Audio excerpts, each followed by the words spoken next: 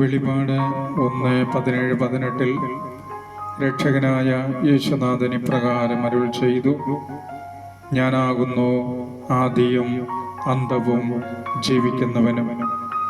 ഞാൻ മരിച്ചവനായിരുന്നു, എന്നാൽ ഇതാ ഞാൻ എന്നേക്കും ജീവിക്കുന്നു.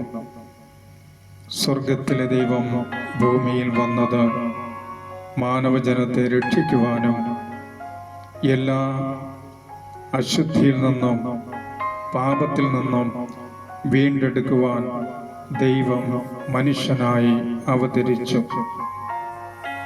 ലോകപാപങ്ങൾ കുരിശാൽ വഹിച്ച് എല്ലാ സഹനങ്ങളെയും ഏറ്റുവാങ്ങിയ നല്ല ദൈവത്തിൻ്റെ മുൻപിൽ നീ എളിമപ്പെടുക. ഈ ലോകത്തിൽ അഹങ്കരിക്കാൻ മനുഷ്യർക്ക് ഒന്നുമില്ല. ഈ ലോകത്തിൽ നേടുന്നതെല്ലാം ഈ ലോകത്തിൻ്റെതായി ഉപേക്ഷിക്കപ്പെടും.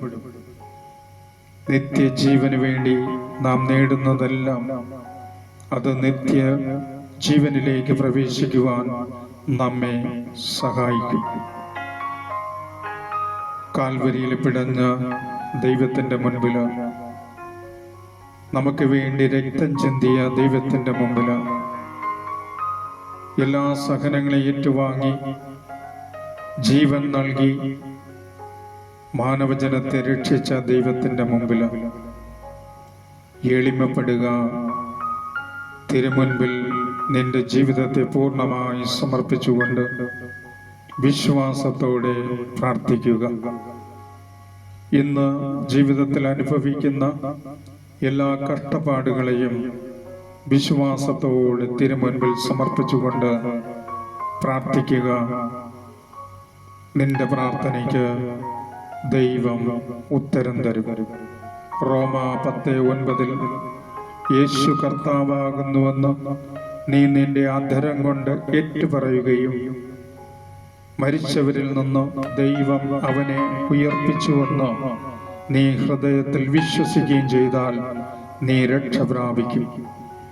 എളിമപ്പെടുക, ദൈവത്തിൻ്റെ മുൻപിൽ പ്രാർത്ഥിക്കുക വിശ്വാസത്തോടെ. അവിടുത്തെ വാഗ്ദാനമായ പരിശുദ്ധാത്മാവിൽ നിറയുക. ദൈവത്തിൻ്റെ മകനായി, മകളായി, സഭയ്ക്ക് വിലപ്പെട്ട മക്കളായി ചെറുതും വലുതുമായ ശുശ്രൂഷയിലൂടെ ദൈവത്തെ മഹത്വപ്പെടുത്തി ഈ ലോകത്തിൽ ജീവിക്കുക. പരിശുദ്ധ ബൈബിൾ തുറക്കുക, വചനം വായിക്കുക, ഹൃദയത്തിൽ സൂക്ഷിക്കുക. വചനം നിന്നെ രക്ഷിക്കും.